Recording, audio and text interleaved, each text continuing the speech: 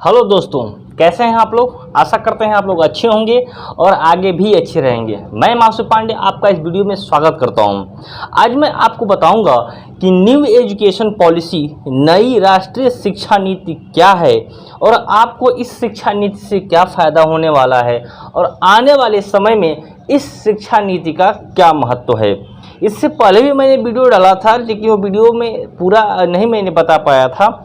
इस वीडियो में आपको पूरा एक्सप्लेनेशन के साथ बताऊंगा कि राष्ट्रीय शिक्षा नीति क्या है और किस राज्य ने सबसे पहले यह राष्ट्रीय शिक्षा नीति अपने यहाँ लागू किया है।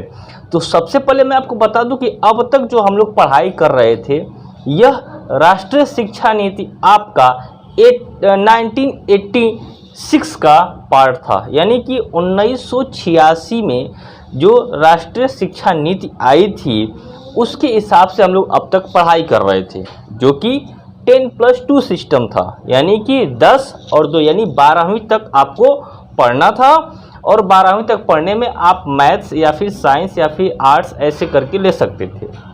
अब क्या है, आपका एक नई शिक्षा नीति आई है। इस नीति के बारे में मैं आपको पूरा अध्ययन कराऊंगा, पूरा शुरू से लेकर लास्ट तक जो भी कंडीशंस हैं, क्या क्या इसके फ़ायदे हैं, क्या क्या इससे नुकसान होने वाले हैं, हमारे सिलेबस से क्या क्या चीज़ें हटने वाली हैं और आने वाले बोर्ड्स एग्ज़ाम में किन किन चीज़ों को हमको ध्यान रखने वाला है। क्या आने वाला बोर्ड्स एग्ज़ाम इससे भी हार्ड होगा या फिर उस बोर्ड एग्ज़ाम में हमको और भी आसान क्वेश्चन आएंगे। तो इन सारे क्वेश्चंस को मैं आपके माइंड में सेट करने वाला हूं। तो चलिए मैं सबसे पहले बता दूं कि यह जो आपकी शिक्षा नीति आई यानी कि न्यू एजुकेशन जो पॉलिसी आई है, इससे पहले यह 2 बार भी आ चुकी है। एक आई थी 1968 में और एक आई थी आपको 1986 में, यानी कि 1968 में और 1986 में। यह जो आपकी राष्ट्रीय शिक्षा नीति आई है, यह आपकी 34 साल बाद यानी कि 2020 में आई है। इससे पहले कब आई थी आपकी? इससे पहले आपकी आई थी 1986 में। तो यह 34 साल बाद राष्ट्रीय शिक्षा नीति आई है। और किसने इसको बनाया है, तो पूरे ढांचा इसका जो तैयार किया है, ये है आपके के कस्तूरी रंगन जी, जो कि पूर्व इसरो के चीफ रह चुके हैं। अब आपके माइंड में ये आएगा कि इसरो के चीफ क्या है, यानी इसरो क्या होता है। तो मैं आपको बता दूं कि इसरो का फुल फॉर्म होता है इंडियन स्पेस रिसर्च ऑर्गेनाइजेशन। हर एक देश के पास अपना अपना स्पेस का एक संगठन होता है, संस्थान होती है, जो कि अंतरिक्ष के बारे में आपको सूचना देती है। तो पहले ही के कस्तूरी रंगन इंडियन स्पेस रिसर्च ऑर्गेनाइजेशन के प्रमुख रह चुके हैं और ये प्रोफेसर भी रह चुके हैं। तो इन्होंने ही इस राष्ट्रीय शिक्षा नीति का मसौदा यानी पूरा ढांचा तैयार किया है। तो ये रही आपकी स्टार्टिंग बात। और अब बात ये है कि इस राष्ट्रीय शिक्षा नीति को क्यों लाया गया। तो इनका कहना, मैं आपको कुछ वीडियो क्लिप भी दिखा रहा हूँ, इसको पहले देख लीजिएगा, फिर आपको हम आगे की बातें बताएंगे। Well, the last policy was brought out by the country about more than 30 years back, and many things have happened in the last 30 years with regard to the various aspects of the country's development, whether it is at the social structure, the economic level, with respect to strategics and political systems, and all the industrial growth, and most importantly also the technological progress that we have witnessed. If you really look at it, the internet had not made a foray in the way in which we know today, so far the technology is concerned, in serving several facets of this country's development, and in particular with education. So obviously also we have much bigger commitments today with global bodies like United Nations, the Sustainable Development Goals, to which we are a partner to make with goals. So there are many things on which the education need to be an important component, and the previous educational policy certainly had to be reviewed in the context of these major developments, which has to bring in a qualitatively and quantitatively different outlook with respect to the way the knowledge is imparted in this country. And of course, with the country's aspiration to become the third largest economic power, and it's going to be a knowledge driven economy, that's going to be education, of course, will be central to the whole thing. And a policy at this stage is most apt considering the type of changes that has occurred and the kind of aspirations we have for the future. मैंने आपको बताया कि इस शिक्षा नीति का मसौदा किसने तैयार किया था? तो के कस्तूरी रंगन ने तैयार किया था, जो कि इसरो के प्रमुख हैं, पूर्व प्रमुख थे। अब हम बात कर दें कि इस राष्ट्रीय शिक्षा नीति का क्या मतलब है। तो हमारी शिक्षा को नए तरीके से तैयार करना, हमारी जो आने वाली पीढ़ियां हैं, आने वाली जनरेशन्स हैं, वे अपने एजुकेशन को इस तरीके से पढ़ें, इस तरीके से तैयार करें कि उसका सीधा यूज़ हो, ठीक है, वे उस एजुकेशन को प्रैक्टिकली भी कर सकें। तो यह जो न्यू एजुकेशन पॉलिसी है, सबसे पहला क्वेश्चन ये होता है बच्चों का मन में कि यह न्यू एजुकेशन पॉलिसी लागू कब हुई थी। यह न्यू एजुकेशन पॉलिसी 2020 में जो आई थी, यह आपका 29 जुलाई 2020 को लागू किया गया था। लागू मतलब प्रधानमंत्री जी द्वारा इसको साइन किया गया था, ठीक है। अब इसको फिर सबमिट कब किया गया था?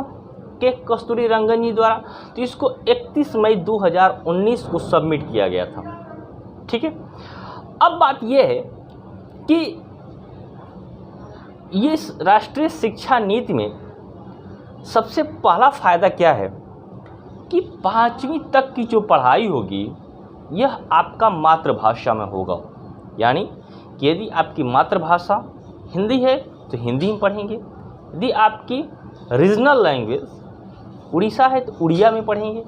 इन सारे लैंग्वेज यानी मातृभाषा में आपकी पढ़ाई होगी। ऐसा नहीं कि आपको ये प्रेशर रहेगा आपके ऊपर कि नहीं आप यही पढ़िए यही पढ़िए। जो आपकी मातृभाषा होगी, जी जहाँ भी पढ़ते हैं आप, वही पढ़ाई सबसे पहले 5 तक की जाएगी। बाकी हर एक स्टेज में इस पढ़ाई को बांट दिया गया है। यदि हम बात कर लें कि इसमें उन बच्चों को भी ध्यान में रखा गया है जो कि अंधे होते हैं, विकलांग होते हैं, उन बच्चों को भी पढ़ाई करा के उनको आगे बढ़ाया जाएगा। आगे हम बात कर लें कि आपकी पढ़ाई का स्ट्रक्चर क्या है। तो आपकी पढ़ाई के स्ट्रक्चर को 4 स्टेज में डिवाइड किया गया है।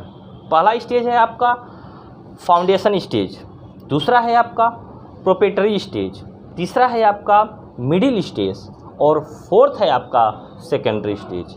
इन 4 स्टेज में आपकी पढ़ाई को डिवाइड कर दिया गया है। अब मैं आपको एक एक स्टेज करके बताऊंगा, फिर मैं आपको इसकी विशेषता भी बताऊंगा, न्यू एजुकेशन पॉलिसी की क्या विशेषता है। सबसे पहले आप इन चारों स्टेज को समझ लीजिए। पहला स्टेज है आपका फाउंडेशन स्टेज। इस फाउंडेशन स्टेज में क्या होगा आपका, इस फाउंडेशन स्टेज, पहली बात तो मैं अब ये बता दूं कि जो पहले चलती थी, जो अभी चलती है, वो चलता है 10+2 सिस्टम। नेक्स्ट आने वाला जो सिस्टम है वो चलेगा 5+3+3+4 सिस्टम। दोनों में अंतर क्या है आपको अभी आप समझ में आएगा। अब तक क्या था कि 10th की पढ़ाई होती थी, +2 यानी 2 साल इंटर की पढ़ाई करके आप ग्रेजुएशन करते थे। अब क्या है आपका, पूरी अच्छी तरीके से समझिए। 5+3+3+4 का मतलब क्या है। फर्स्ट 5 का मतलब ये है कि 3 से 8 वर्ष तक के बच्चे, यानी फर्स्ट 5 में जो आएगा आपके 3 से 8 साल के बच्चे आएंगे। अब 3 से 8 साल के बच्चे में आप दूसरा बता देते हैं आपको। दूसरा है प्रोपेटरी स्टेज। प्रोपेटरी स्टेज में आपके 8 से 11 साल के बच्चे आएंगे। फिर तीसरा है आपका मिडिल स्टेज। मिडिल स्टेज में आपके 11 से 14 वर्ष के बच्चे आएंगे। और लास्ट है आपका सेकेंडरी स्टेज, जिसमें आपके 14 से 18 वर्ष के बच्चे आएंगे। ठीक है, ये 4 स्टेज है। पहला जो स्टेज है आपका फाउंडेशन स्टेज, इसके बारे में बात कर लेते हैं। फाउंडेशन स्टेज में आपके 3 से 8 वर्ष के बच्चे आएंगे। इसमें पढ़ाई क्या क्या होगी, इसमें आपके जैसे 3 साल की उम्र में आप पढ़ने गए स्कूल में, तो 4, 5, 6 ये 3 साल पढ़ेंगे। 3 साल की उम्र में पढ़ने गए तो 4, 5, 6 तक आपकी जो पढ़ाई होगी ये आंगनवाड़ी और प्री स्कूलिंग की होगी। यानी कि आप आंगनवाड़ी में पढ़ेंगे, जो भी बच्चे पढ़ते हैं छोटे बच्चे, उनको वहाँ पर सांकेतिक ज्ञान दिया जाएगा, चीज़ों को दिखा करके शो करके पढ़ाया, जैसे कि मान लीजिए बॉल है तो बॉल दिखा करके, इसे मतलब सांकेतिक ज्ञान दिया जाएगा। उसके बाद प्री स्कूलिंग होगी, मतलब कि 4, 5, 6 वर्ष तक के बच्चे आपके प्राइमरी स्कूल में पढ़ेंगे और प्री स्कूलिंग होगी। ठीक है, उसके बाद जब बच्चे 7 और 8 साल के होंगे तो वे 1 और 2 में पढ़ेंगे, यानी 1 और 2 में, यानी 7 में बच्चे 1 में चले जाएंगे और 8 वर्ष के बच्चे कहाँ चले जाएंगे, 2 में चले जाएंगे। आशा करते हैं ये आपको फाउंडेशन स्टेज समझ में आया होगा। फाउंडेशन स्टेज में 3 से 8 वर्ष के बच्चे होंगे, पढ़ाई कहाँ से कहाँ तक होगी, पहले 3 वर्ष की जो पढ़ाई होगी 4, 5, 6 वर्ष में, और 1 और 2 की पढ़ाई 7वें और 8वें वर्ष में कंप्लीट हो जाएगी। ये फाउंडेशन स्टेज था। फिर है आपका प्रीपेटरी स्टेज। दूसरा स्टेज है आपका प्रीपेटरी स्टेज। प्रीपेटरी स्टेज में आपके 8 से 11 वर्ष के बच्चे आएंगे। इसमें तीसरी कक्षा, चौथी कक्षा और 5वीं कक्षा की पढ़ाई होगी, यानी दूसरे स्टेज में 3rd, 4th और 5th में बच्चे पढ़ेंगे। उसके बाद आता है आपका मिडिल स्टेज। मिडिल स्टेज में जो उम्र है आपका वो क्या हो जाएगा, 11 से 14 वर्ष, यानी 11 से 14 वर्ष के बच्चे जो होंगे आपके, वो आपके मिडिल स्टेज में आएंगे। इसमें आपकी 6वीं, 7वीं और 8वीं की पढ़ाई होगी। मतलब जो 6वीं बच्चे होंगे वो 12 साल के, 7वीं में जो बच्चे होंगे वो 13 साल के, और 8वीं में जो बच्चे होंगे वो आपके 14 साल के होंगे, यानी 14 साल होते ही उनका 8वीं क्लास कंप्लीट हो जाएगा। ठीक है चीज़ें, तो आपको यहाँ तक समझ में आई मिडिल स्टेज। फिर उसके बाद होगा आपका सेकेंडरी स्टेज। सेकेंडरी स्टेज में आपके बच्चे जो होंगे ये 9, 10, 11, 12, यानी कि 14 से 18 वर्ष के बच्चे 9, 10, 11, 12 तक अपनी पढ़ाई कंप्लीट कर लेंगे। ठीक है, अब तक क्या था कि सीनियर सेकेंडरी हुआ करता था, 12th को सीनियर सेकेंडरी बोलते थे। अब सीनियर सेकेंडरी की बात इसमें खत्म हो जाएगी। इस सेकेंडरी में ही बच्चे क्या कर लेंगे, आपकी इंटर की पढ़ाई कंप्लीट कर लेंगे। तो चीज़ें समझ में आ गई। 4 स्टेज में मैंने आपको बताया। पहला स्टेज क्या था आपका, फाउंडेशन स्टेज, दूसरा है आपका प्रीपेटरी स्टेज, तीसरा है आपका मिडिल स्टेज और चौथा है आपका सेकेंडरी स्टेज। ठीक है, सेकेंडरी स्टेज में बताया 9, 10, 11, 12 तक के बच्चे पढ़ेंगे, यानी 15 वर्ष 9 में, 16 वर्ष 10 में, 17 वर्ष 11 में और 18वीं वर्ष में बच्चे 12वीं पास कर लेंगे। इसके बाद की पढ़ाई ग्रेजुएशन में होगी। आशा करते हैं चारों स्टेज को आपको समझ में आया होगा। मैंने सिर्फ इस वीडियो में इतना ही बताया कि 4 स्टेज क्या है। नेक्स्ट वीडियो में आगे की पढ़ाई बताऊंगा और इसकी विशेषता बताऊंगा कि न्यू एजुकेशन पॉलिसी की क्या विशेषता है। इतना तक समझे आपको। आशा करते हैं पूरी चीज़ें समझ में आई होगी। मिलेंगे नेक्स्ट वीडियो में, तब तक के लिए bye bye, take care. Video को शेयर करना न भूलें और नेक्स्ट वीडियो का वेट करें।